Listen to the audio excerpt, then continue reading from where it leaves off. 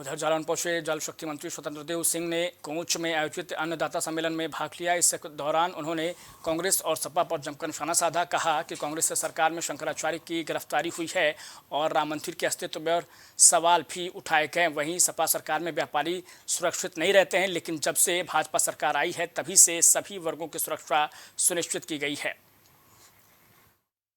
शौचालय, आयुष्मान का कार्ड है 5 लाख, गैस का कनेक्शन, बिजली का कनेक्शन और कोरोना वैश्विक महामारी से और आज तक फ्री में सभी को अन्न दिया जा रहा है और 5 साल तक चलता रहे। और राज्य के अंदर 17 के पहले गुंडागर्दी थी, भ्रष्टाचार था, कोई निकल नहीं सकता था।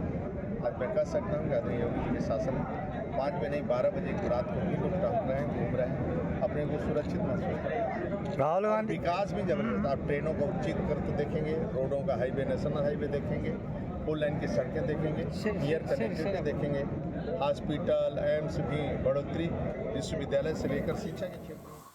24 के चुनावी चौसर में बाद लोकसभा चुनाव में मचे घमासान की लोकसभा चुनाव के 4 चरण खत्म हो चुके हैं और अब पिछले 3 चरणों की तरह ही चौथे चरण में भी वोटिंग प्रतिशत ने भाजपा सहित सभी राजनीतिक दलों को निराश किया। हालांकि कम वोटिंग के बाद भी नेता और पार्टियां अपनी अपनी जीत का दम भर रही हैं और 5वें चरण के रण में खुद को अव्वल साबित करने की कोशिश में जुटे हुए। लेकिन सच्चाई ये है कि 5वें चरण की फाइट बेहद टाइट है। ऐसे में प्राइम टीवी के संवाददाता अभिनव सिंह ने कांग्रेस नेता सीपी राय से खास बातचीत की है। कांग्रेस के वरिष्ठ नेता सीपी राय जी इस वक्त हमारे साथ बातचीत के लिए मौजूद हैं। सर, कल चौथे चरण का मतदान हो चुका है, 13 सीटों पे वोटिंग हुई है। आप इंडिया अलायंस को कहां पे देख रहे हैं और 5वें चरण का क्या कुछ रुझान आपको लग रहा है? उत्तर प्रदेश की बात करूं तो 13 सीटों पे बीजेपी जीती थी। इस बार 8 सीटों पर मुझे इंडिया गठबंधन जीतता हुआ दिख रहा है स्पष्ट रूप से। बाकी सीटों पर गंभीर लड़ाई है, कोई जीत और कोई हार सकता है। 96 सीटों में 43 सीटें बीजेपी की थी, लेकिन इस बार सिर्फ 17 सीटों पर बीजेपी मुझे लड़ती हुई दिख रही है। बाकी सारी सीटें बीजेपी हारने जा रही है। गृह मंत्री अमित शाह ने एक बयान दिया कि कांग्रेस जो सांसद हैं वो अपनी नीति का इस्तेमाल मुस्लिम लोगों के लिए करते हैं। ये वाहियात टाइप की बातें हैं, इनका जवाब मैं नहीं देता। इस तरह की भाषा, इस तरह की सोच, इस तरह की चिंतन, इस तरह का दिमाग आरएसएस के लोगों का है। इसके बारे में वो बात करते रहे, उसका हम जवाब नहीं देते। डिप्टी सीएम केशव मौर्य ने कांग्रेस पे एक बड़ा हमला करते हुए कहा कि चुनाव के बाद 2 नेता, एक इटली चला जाएगा और एक लंदन चला जाएगा। सर, कौन कहाँ जाएगा ये 4 तारीख की शाम को मालूम पड़ेगा। मौर्य जी अपनी कुर्सी पहले बचाएं। सर, 5वें चरण में क्या देखते हैं? लखनऊ, मोहनलालगंज और इन सब तमाम सीटों पे वोटिंग होनी है। कांग्रेस अलायंस कितना मजबूती से इनमें चुनाव लड़ेगा? पहले चरण में चली हुई आंधी हर चरण में बढ़ती जा रही है और जो जो चरण बढ़ता जाएगा ये आंधी तूफान बनती जाएगी और आखिरी चरण आते आते बाउंडर बन चुकी होगी और भारतीय जनता पार्टी इस बाउंडर में धराशायी हो चुकी होगी। सर, पीएम मोदी आज वाराणसी से तीसरी बार नामांकन कर रहे हैं। 2 बार यहाँ से सांसद चुन के आए, 2 बार पीएम बने। सर, इस बार क्या सत्ता परिवर्तन देख रहे हैं वाराणसी में और दिल्ली में? वाराणसी की जनता मोदी जी से बहुत नाराज है।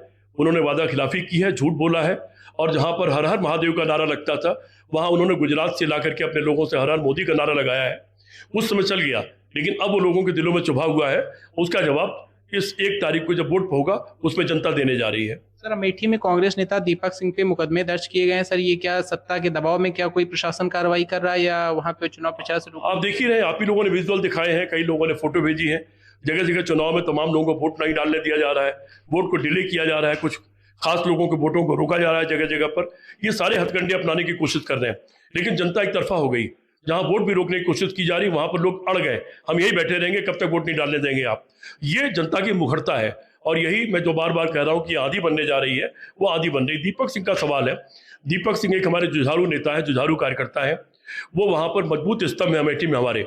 वो चुनाव प्रचार न कर सके इसलिए उनको रोकने की कोशिश हो रही है, उनके खिलाफ मुकदमे कायम करने की कोशिश की जा रही है। लेकिन स्मृति ईरानी को मैं बता देना चाहता हूं, चुनाव तो आप वैसे भी हार रही हो, जितनी इस तरह की हरकतें आपकी ज्यादा होगी उतना ही वोट का मार्जिन बढ़ता जाएगा और आप लाखों वोटों से हारोगी इस चुनाव को। आप सुन रहे थे कांग्रेस नेता सीपी राय जी को, जिन्होंने कहा कि बनारस की जनता मोदी जी के खिलाफ है, उनसे नाराज है और अमेठी में भी स्मृति ईरानी चुनाव हार रही हैं। अभिनव सिंह, प्राइम टीवी, लखनऊ।